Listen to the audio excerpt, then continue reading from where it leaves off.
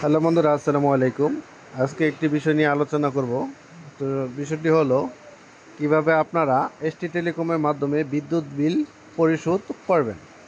তো প্রথমে এসটি টেলিকমে যাবেন, যাওয়ার পর দেখতে পারবেন পাশে রিচার্জ, অফার, ডাইরেক্ট প্যাক, বিদ্যুৎ পে, বিল প্লে। এইখানে ক্লিক করার পর দেখবেন পল্লী বিদ্যুৎ পোস্টপেইড, এখানে সিলেক্ট করবেন।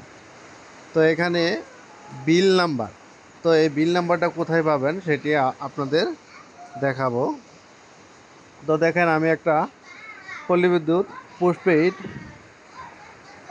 একটি কাগজ বা বিল যে দেয় সেই কাগজটি আমি একটি ছবি তুলেছি। তো সেই কাগজের ভিতরে অবশ্যই আপনার গ্রাহক বা হিসাব নং এই সংখ্যাটি পাবেন। তো এই সংখ্যাটি ওইখানে লিখতে হবে। এখানে আছে 10-230-12, আমি এটি লিখব 10-230-12-48-38।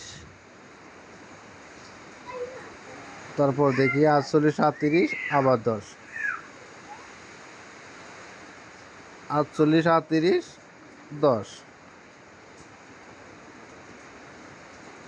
তো আপনাদের পল্লী বিদ্যুৎ কাগজে কিন্তু এই সংখ্যাটি আলাদা আলাদা হবে। তো এখানে এই সংখ্যাটি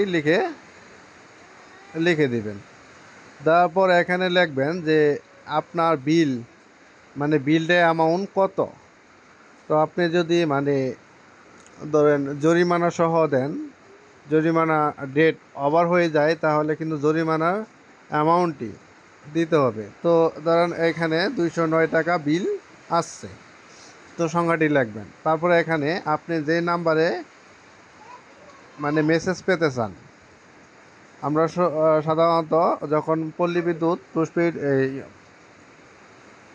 বিলটি দেই তখন একটা নাম্বার দিই, সেই নাম্বারে বিল পরিশোধ হওয়ার সাথে সাথে আমরা কিন্তু বিকাশ নোটিশ নামে একটা অপশন থেকে মেসেজ পাই। তো এখানে লুট লিখতে পারেন।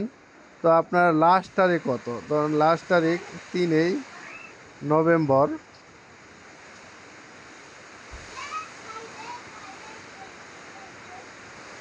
2025, এখানে লুট লিখে দিতে পারেন। তারপরে এখানে মান্থ নেম অবশ্যই লিখতে হবে।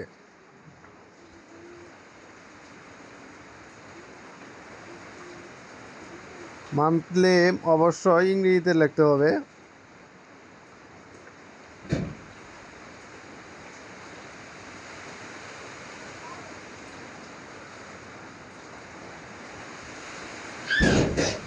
মান্থ নেম অবশ্যই ইংরেজিতে লিখতে হবে, বুঝতে পারছেন? কারণ ইংরেজিতে না লিখলে বাংলাতে আমাদের অ্যাপসের ভিতর কিন্তু শো করবে না, তাই অবশ্যই ইংরেজিতে লিখতে হবে।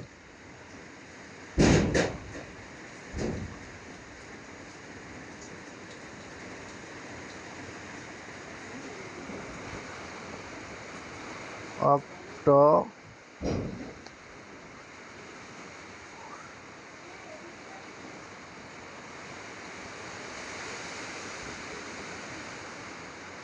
লেখার পর এখানে নেক্সট দেওয়ার পরে এখানে নেক্সট যাচ্ছে না, কারণ এখানে ব্যালেন্স নাই। অবশ্যই আপনারা যখন বিলটা দিবেন অবশ্যই কিন্তু আপনাদের ব্যালেন্স থাকবে।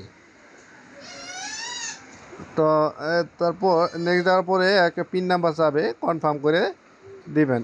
এভাবে আপনারা পল্লী বিদ্যুৎ বিলটি পরিশোধ করবেন। ধন্যবাদ।